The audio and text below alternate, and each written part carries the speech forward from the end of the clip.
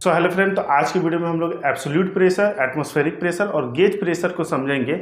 और इसके साथ साथ इसमें जो रिलेशन है, जो फॉर्मूला है, उसको भी हम लोग बहुत ही बेसिक से समझेंगे ताकि इसको रटने की ज़रूरत ना पड़े, इसको याद करने की ज़रूरत नहीं पड़े। ये ऑटोमेटिक जो है वो आपके दिमाग में जो है वो बस जाएगा। ओके, वीडियो अगर आप पूरा देखते हैं तो ऑटोमेटिक जो है वो फार्मूला जो है आप कैलकुलेट कर पाएंगे।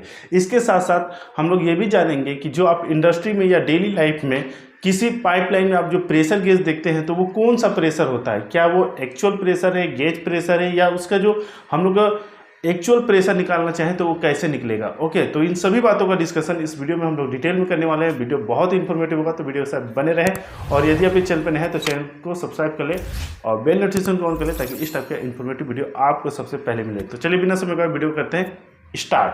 तो absolute pressure, atmospheric pressure and gauge pressure, इसको समझने से पहले हम लोग को ये जानना होगा कि एटमॉस्फेरिक प्रेशर क्या होता है। फिर हम लोग आएंगे गेज प्रेशर पे और एब्सोल्यूट प्रेशर पे। ओके, तो देखिए एटमॉस्फेरिक प्रेशर को समझने के लिए हमने ये छोटा सा डायग्राम बनाया है जो कि एटमॉस्फेयर का ही है। ओके, देखिए ये अर्थ है और ये अर्थ के चारों तरफ जो है वो एटमॉस्फेयर है जहाँ पे एयर होता है, और उसी के एयर के द्वारा पृथ्वी पर जो कुछ भी हो, चाहे इंसान हो, जानवर हो, कोई भी वस्तु हो, ओके, तो उसके ऊपर एक प्रेशर पड़ता है जिसको हम लोग एटमॉस्फेरिक प्रेशर बोलते हैं। ओके, अब ये जो प्रेशर होता है ना, ये कोई छोटा मोटा प्रेशर नहीं है जिसको हम लोग नेग्लेक्ट कर दें। ओके, एक्चुअली इसका जो वैल्यू होता है इस एटमॉस्फेरिक प्रेशर का 1 atm का अगर हम लोग बात करें तो ये लगभग आपका 10 का पावर में 5 पास्कल होता है। ओके, अब ये कोई छोटा मोटा तो प्रेशर है नहीं। अब 10 का पावर में 5 कहने का ये मतलब है कि 1 लाख पास्कल है। Okay, 1 lakh pascal.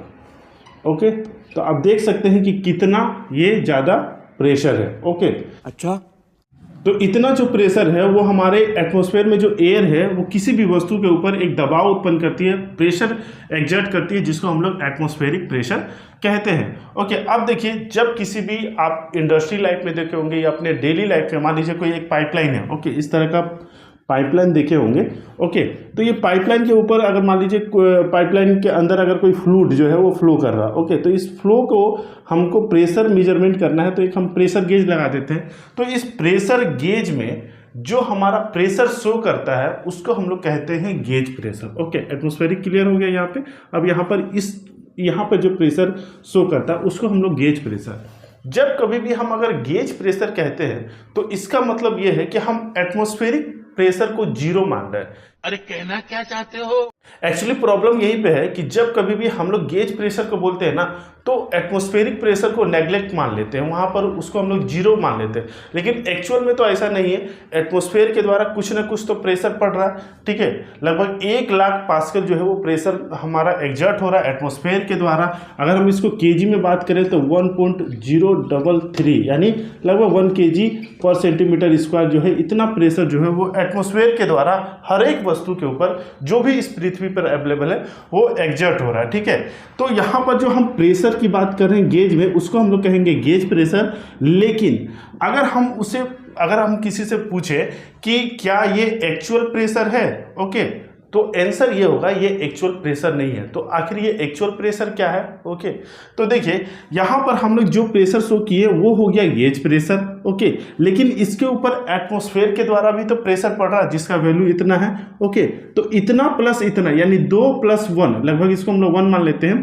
तो 1 + 2 लगभग यहाँ पे कितना हो जाएगा, 3 kg पर सेंटीमीटर स्क्वायर। ठीक है, पहले अगर 2 kg बता रहा था तो 1 kg हम और जोड़ देंगे तो ये जो हो गया ये एक्चुअल प्रेशर हो गया। ठीक है, ये एक्चुअल प्रेशर हमारा अब शो किया, इसको हम लोग गेज प्रेशर अब नहीं बोलेंगे।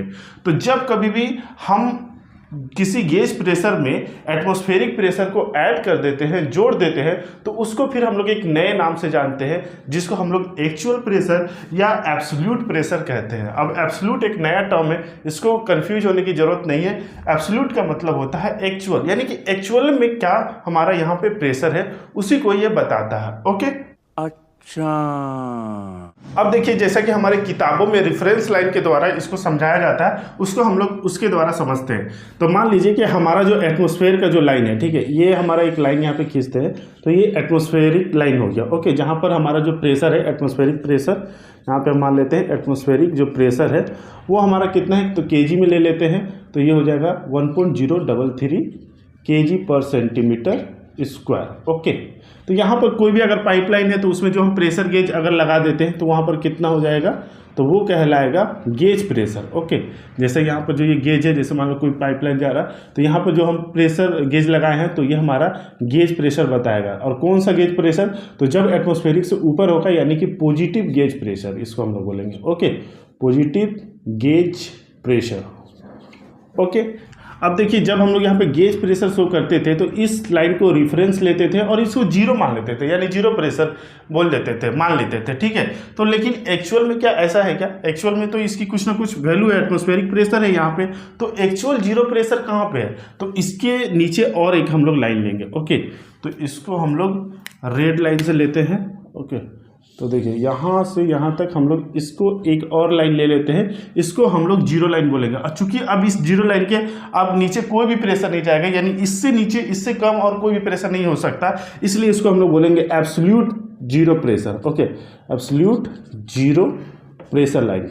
अब देखिए यहाँ पर हो गया हमारा एटमॉस्फेयर के ऊपर जो भी है वो है गेज प्रेशर।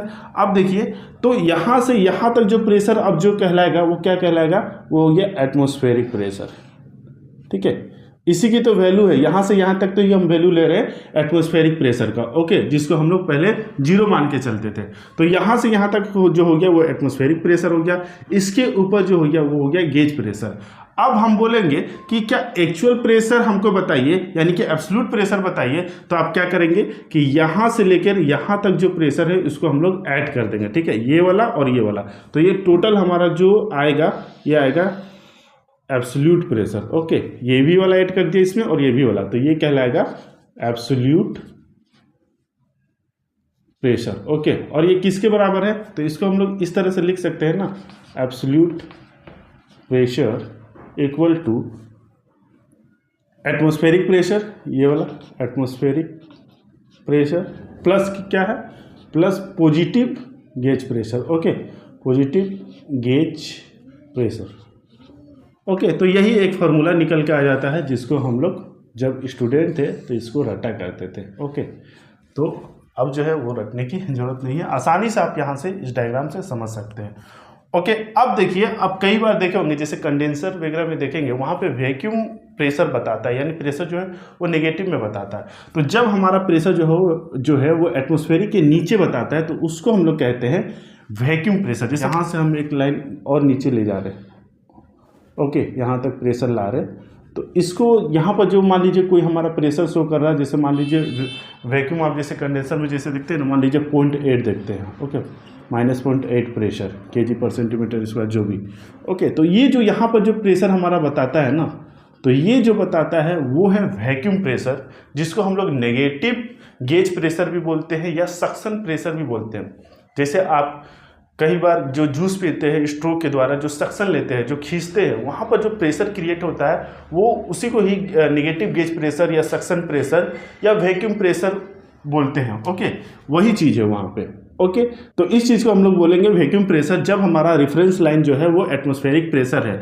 और जब हम एब्सोल्यूट जीरो प्रेशर को रेफरेंस लाइन मानेंगे तो उस समय यहाँ से अगर हम यहाँ तक प्रेशर निकालेंगे, ओके ठीक है, यहाँ से लेके यहाँ तक अगर प्रेशर निकालेंगे तो ये जो हो गया वो हो जाएगा एब्सोल्यूट प्रेशर। ओके, तो यहाँ से जब इसी फार्मूला से आप अगर निकालेंगे तो आपका ये निकल के जो वैल्यू आ जाएगा वो एब्सोल्यूट प्रेशर आ जाएगा। जैसे मैंने यहाँ पे क्या बोला, ये जो हमारा वैक्यूम प्रेशर है और ये इसको हम लोग बोल सकते हैं नेगेटिव गेज प्रेशर। ओके, तो यहाँ से देखिए अगर हम यहाँ से एब्सोल्यूट प्रेशर निकालना चाहें, ओके, तो कितना हो जाएगा, एब्सोल्यूट प्रेशर इक्वल टू क्या होता था, एब्सोल्यूट प्रेशर होता है एटमॉस्फेरिक प्रेशर, ये टोटल एटमॉस्फेरिक आ जाएगा, atmospheric pressure plus, okay, plus होता था, प्लस हो गया। और यहाँ पर कितना प्रेशर शो कर रहा है, तो नेगेटिव गेज प्रेशर। ओके, तो यहाँ पे नेगेटिव जो भी है गेज प्रेशर जो भी वैल्यू है वहाँ पे लिख सकते हैं। अगर हमें कैलकुलेट करना है तो नेगेटिव यहाँ पर गेज प्रेशर यहाँ पे लिख देंगे। ओके, तो ये यहाँ पे कुछ इस तरह से निकल के आ जाएगा, atmospheric pressure minus gauge pressure.